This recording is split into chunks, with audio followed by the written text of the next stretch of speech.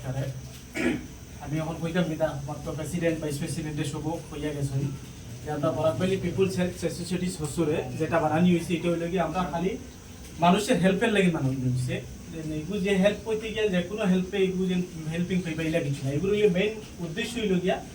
সেও যদি সে অ্যাক্সিডেন্ট বা কোনো অসুবিধা মারা গেছে তার লাগে মানে তারে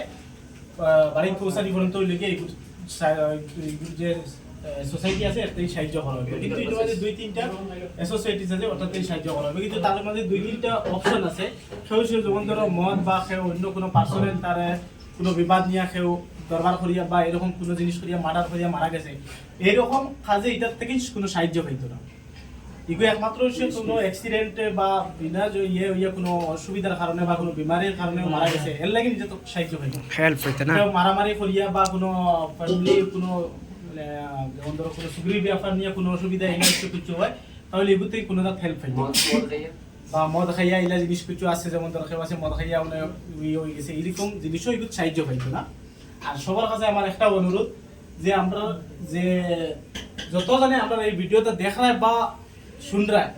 সবে জিনিসটারে লাইক এবং ফলো করিও এবং আমাদের যে স্ক্যানার আছে স্ক্যানারে যত পারো সাহায্য করিও